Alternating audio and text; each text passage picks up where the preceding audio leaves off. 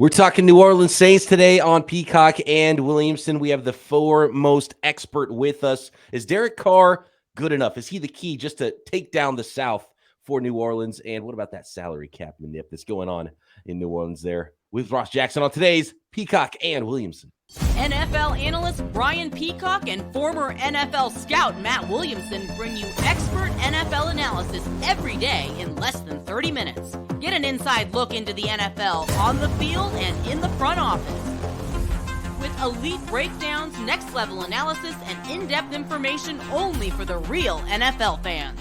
This is Peacock and Williamson, and it starts now.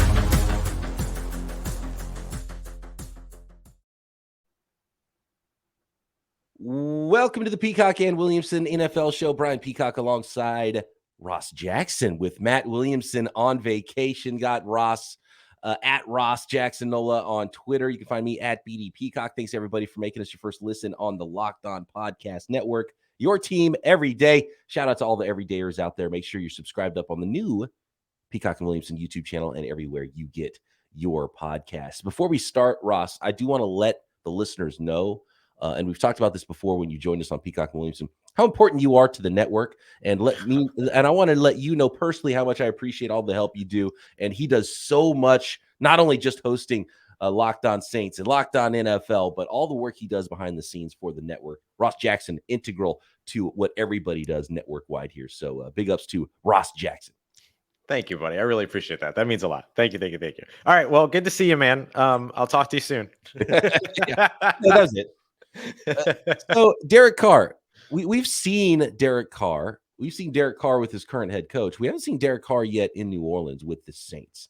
And this is a winnable division, I think, putting it fairly, considering what's going on inside the division.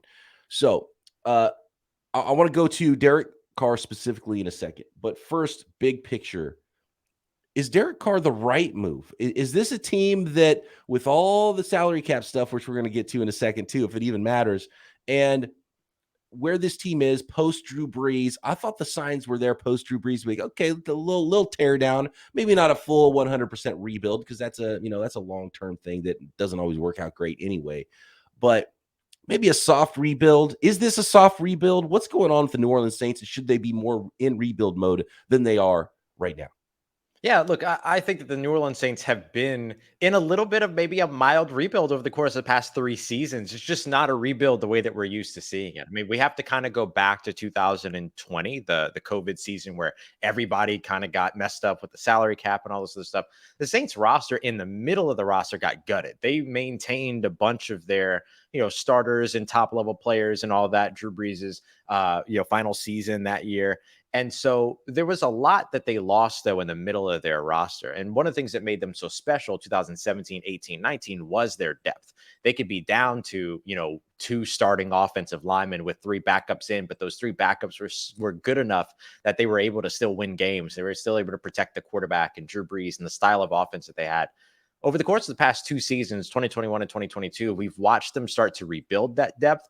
But we've watched them rebuild because I think anytime that you're a franchise that's looking for a quarterback, you're rebuilding, period. Like that, to me, that's the criteria. That's all that you have to meet. And so for the Saints, they took a shot with Jameis Winston, injured 2 years in a row. They saw Trevor Siemian. They saw Taysom Hill. They saw Ian Book for a game. They saw Andy Dalton for the majority of last season. And so they've gone through all of this stuff to try to figure out their quarterback position. And Derek Carr, that's the guy that the Saints wanted. That's the guy that they identified before the offseason and said, or at the offseason as it opened up, this is the guy that we want to go and get. So they went after him, they got him, they brought him in. And now you've seen them not only do that, but they've rebuilt some of their depth. They've maintained some of their star players. They're bringing back Michael Thomas for another year. They have a young core of really talented players like Chris Olave, Rashid Shaheed. Now they add Kendre Miller and others in their rookie class this year. I think the Saints have gone through a little bit more of a rebuild than people would like to acknowledge over the course of the past 3 years. mainly based on the fact that it doesn't look like the big rebuilds of, teams past where you see them completely overhaul everything over a single offseason. Everything, even the coaching staff was overhauled this offseason. So I do think the Saints have done a little bit of both. They wanted to make sure that they were competitive in an NFC South that's absolutely winnable, especially after the retirement of Tom Brady. But also, they've done a good job rebuilding over the course of the past couple of years. So do you think it was the right way to go? Because they could enter that Kirk Cousins-y Minnesota Vikings purgatory zone, right? Where you're not good enough to really seriously be contending, even if you're in the playoff mix. You're not for a Super Bowl. You're not bad enough to get that top talent at quarterback unless you're trading way up. And we've seen the Saints willing to do a lot of trades and move around in a lot of different directions when it comes to the NFL draft. So is Derek Carr good enough? Winning the South versus winning the Super Bowl is a very different answer. Is Derek Carr, do you think, that good? Or are we talking about a purgatory team now in New Orleans potentially? I think Derek Carr and a top 5 defense, if the Saints can maintain their defensive production over the course of the past couple that we've seen over the course of the past couple of years, can be enough for them to compete for a deep playoff run. Winning the NFC South has to be the first priority. You win your division, you get to the playoffs, you're a top 4 seed. And they'd probably be, look, there's a good chance that they're the bottom of the division winners, right? That they're the number 4 seed, but that's okay. That's better than they have been able to be over the course of the past couple of years. And if they want that top talent, as we've seen over and over again, they will not hold any punches. They will pull out all the stops to make sure that they go and get that top talent in the draft. It might not be at quarterback, but if they feel that they're another wide receiver away. Let's say Michael Thomas gets injured again here in 2023, or maybe they feel that they need to get ahead of replacing guys like Cam Jordan or Demario Davis. They can move into the spots to get that done. So they have the ammunition that they need to be able to still go up there and get top talent while also competing here in 2023. So I do think it was the right move, especially considering the situation that they've already placed themselves in. We'll get to the salary cap here in a little while, but there are some things that they've done that kind of signify that, well, either you pull the plug and you completely rebuild everything, or you keep building on top of what you have. And building on top of what you have is what's going to keep them in contention right now, especially within a winnable NFC South. So I do think that this was the right decision by the New Orleans Saints. Will it end up yielding the right results? That's what we have to wait and see. Are we actually going to see a heavy dose of Michael Thomas? Chris Olave was awesome last year. And by the way, was he snubbed for Rookie of the Year? Because he was fantastic, and his old ex-teammate kind of took his thunder away from him in Garrett Wilson. Yeah, I really liked Chris Olave for Offensive Rookie of the Year last year. But to be fair, he did miss a couple of games with injury. And I think that those things, as well as some ball security issues, probably played in. He had a couple of critical fumbles during the season downfield after some big completions and things like that. So I get it when it comes to Garrett Wilson winning the award. But I would, of course, advocate for Chris Olave if there was like a second year award or something like that to win that offensive second year player of the year award. And he'll be in line for it. He and Derek Carr have built a ton of communication. They've built a ton of trust over the course of OTAs and mini camps. First day of OTAs, we're standing out there and Derek Carr just lofts up a pass for him. Chris Olave said the one thing he wanted to be able to do this offseason was bulk up. So he's up from 187 to 192 in terms of pounds. He wants to get to 195 to maintain his speed. But he wants to be better in contested catch situations. Caught only 33% of his contested catch opportunities last year, according to Pro Football Focus.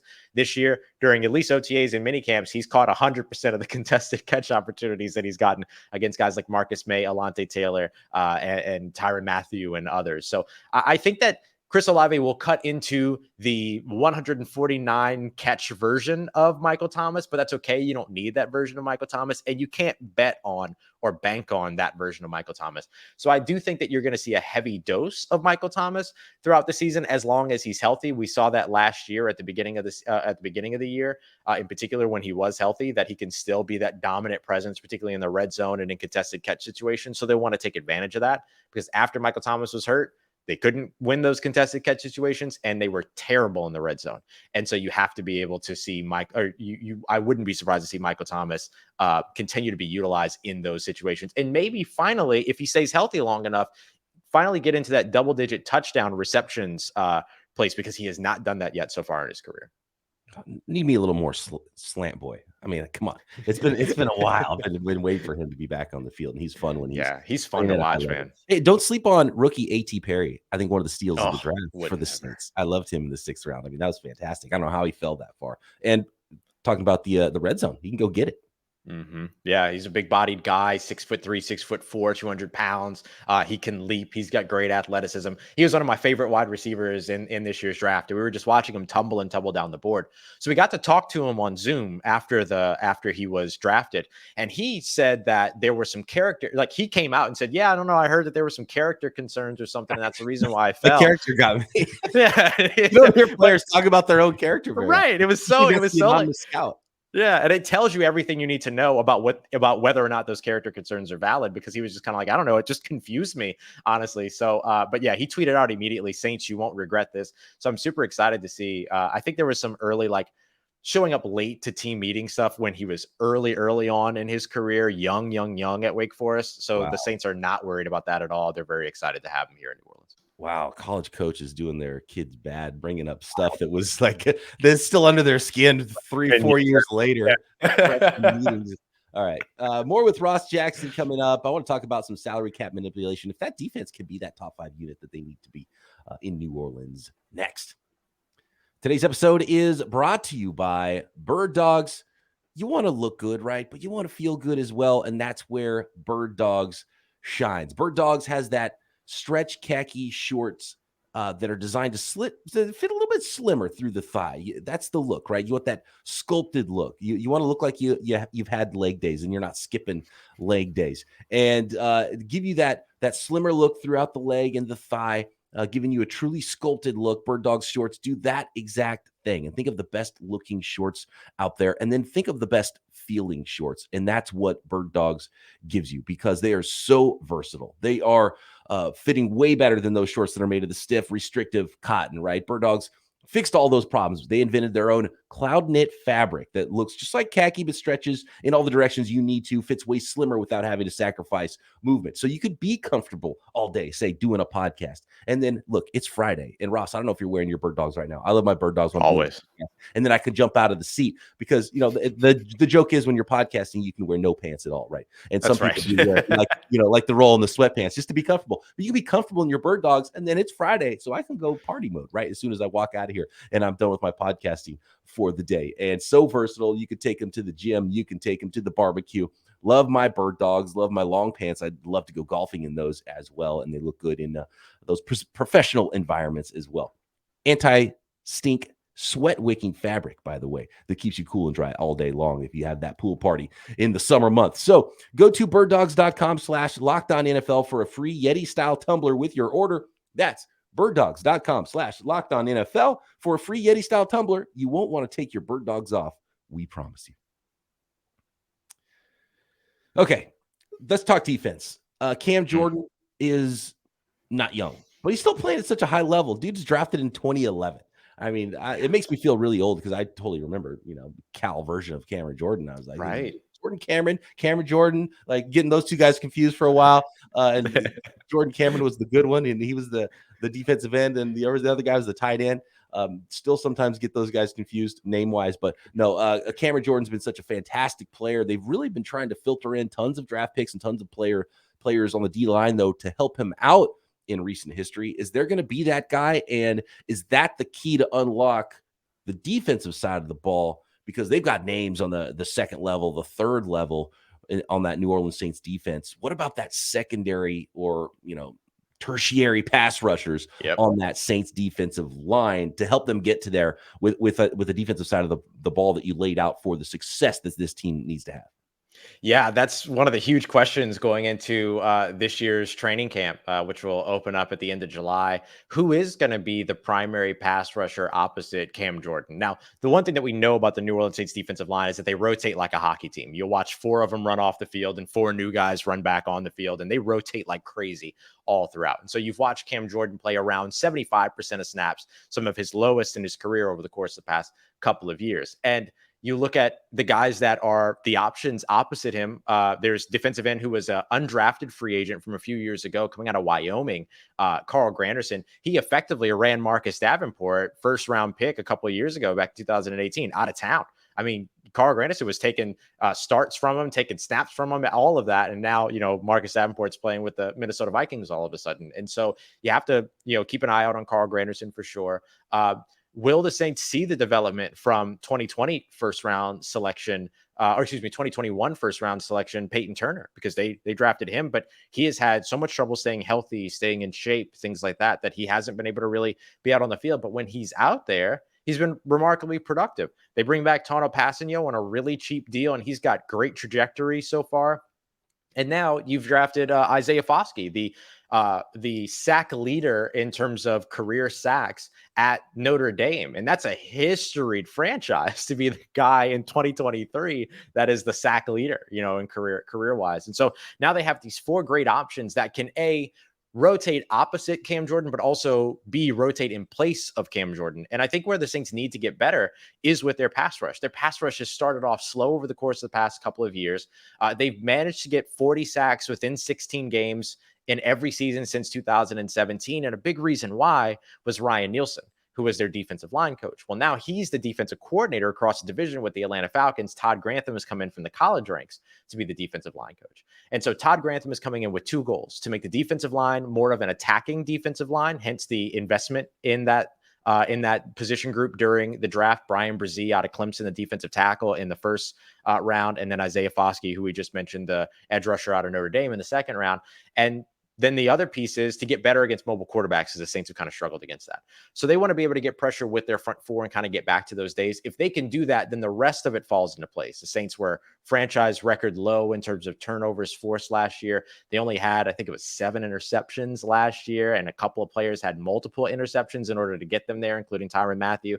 So they struggled there. But if the pass rush can be there, sort of that symbiotic relationship between the pass rush and the secondary, you should see those turnovers start to come through too. So it's a big question in terms of who is going to be the guy, and we're not going to know until training camp gets started, but it's a massive need for the New Orleans Saints to have that secondary edge rusher that's going to be able to generate that pressure against opposing quarterbacks.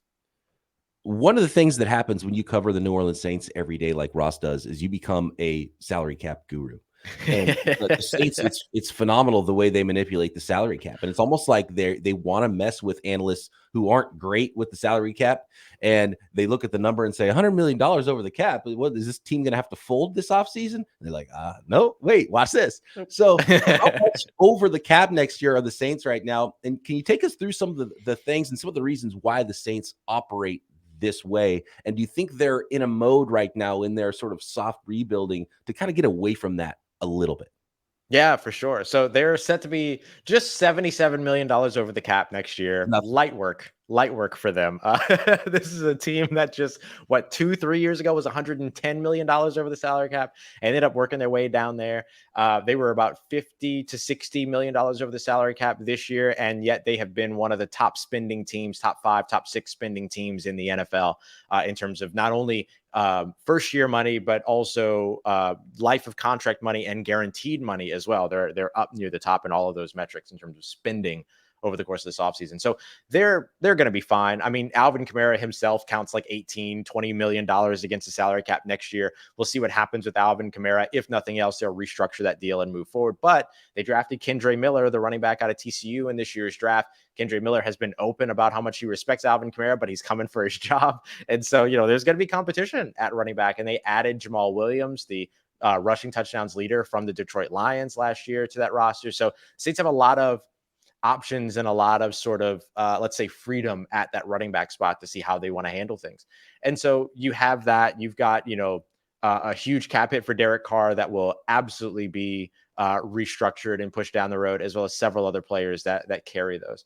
And so the Saints have built in mechanisms into contracts to where you get a first year low spending, but then things escalate over the life of the contract. And so what they've done with those is that they've kind of found a couple different ways to manage it.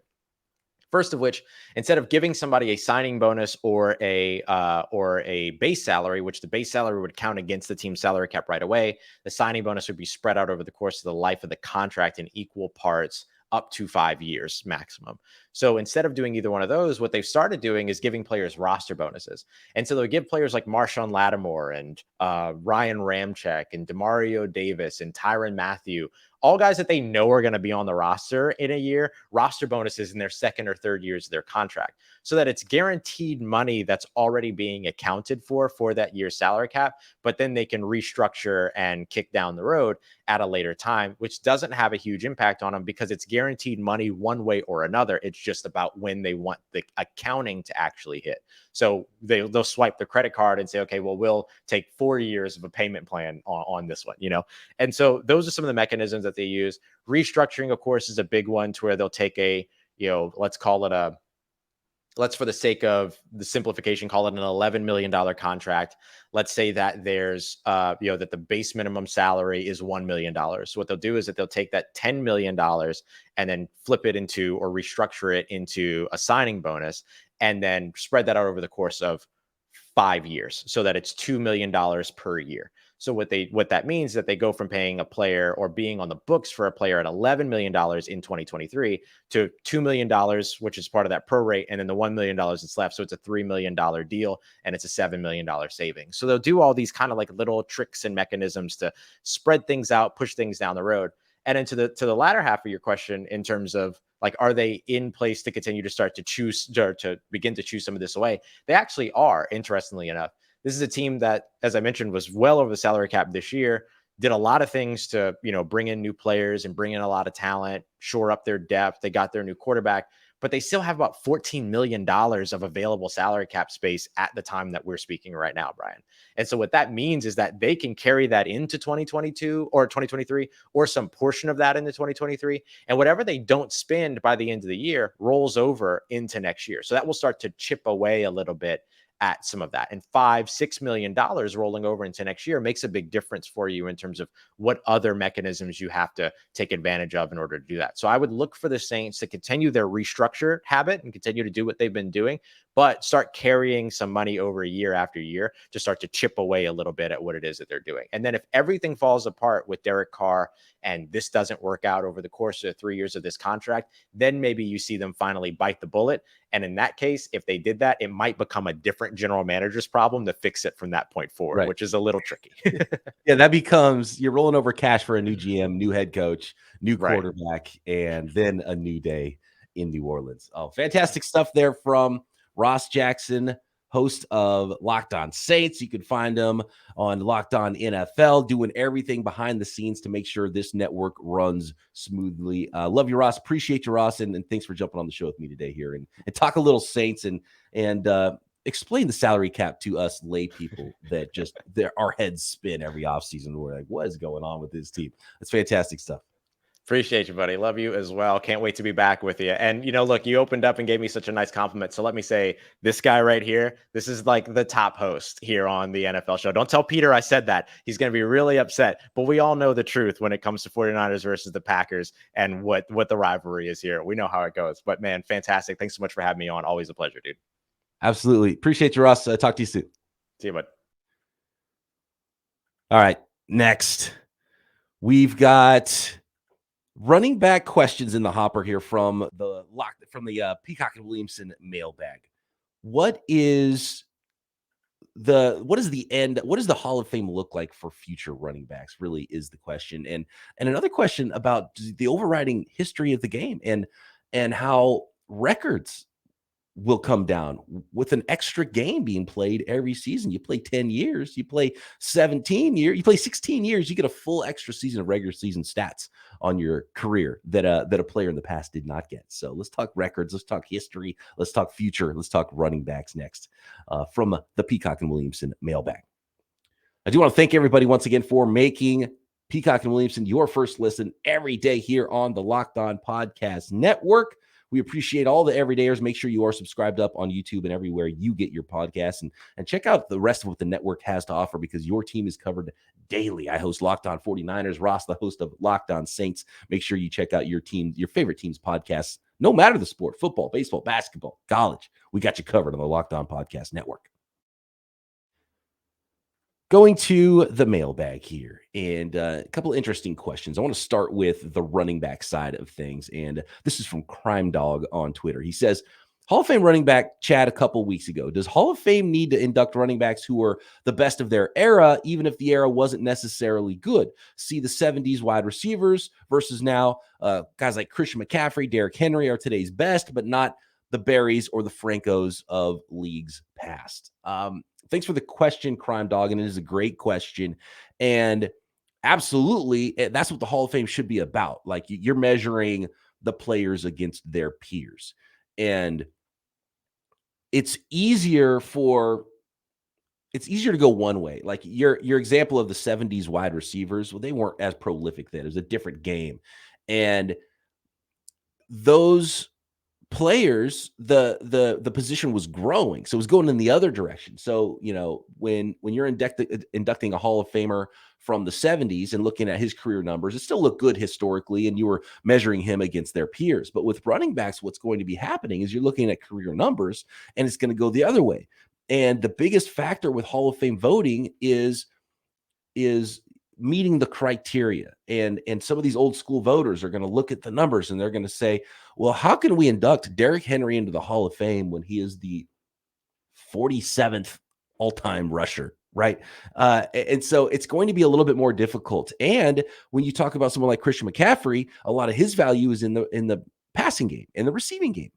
And we've already seen comps for what Christian McCaffrey's career numbers could end up looking like with the original 1,000 running back in the NFL, and Roger Craig, who was an awesome player, not in the Hall of Fame because his total rushing yards and statistics didn't quite match up. And while he had rings and was an integral part of 49ers Super Bowl teams and was the first 1,000-yard rusher and receiver in the same season, the numbers just still don't stack up. And Christian McCaffrey's best comp at the end of his career might be someone like Roger Craig. I think his numbers might end up a little bit better. And I think versus his peers, it will look a lot better. So I think it might take some adjustment. And I think it's going to take younger voters potentially that are more a part of the era, that went through the era, that realize, okay, we've got to just vote this guy in because of how he played versus his peers only. And that's the way it should always work. But it's going to be a little bit more difficult for running backs because, Frank Gore just retired 2 years ago and he's top 3 rusher all time. So you're going to have to compare some of those guys. And some of these running backs are probably going to have to play into their 30s. And with the way things are going and guys hit 27 and they're just done and teams are treating them like they got the plague, it's going to be a little bit more difficult. It is. And it's not the end of Hall of Fame running backs, but the voting is going to get a little weird. And I think there's going to be a correction and a lull. And then when we're going to, a decade from now, we're going to look and be like, there's no Hall of Fame running backs anymore. We got to kind of look at this criteria a little bit differently. And I think that's what's going to end up happening. So they're going to have to just play a little bit of catch up with the voting, which happens a lot with the Hall of Fame voting anyway. And, any kind of accolades when it comes to sports is always behind a year or two or a decade anyway. So we'll see what that ends up looking like, but it's not the end. But guys like McCaffrey, guys like Derrick Henry, they've got to put a lot more seasons together. They got to play into their 30s at a high level just to have numbers that somewhat stack up historically to the guys who are already in the Hall of Fame.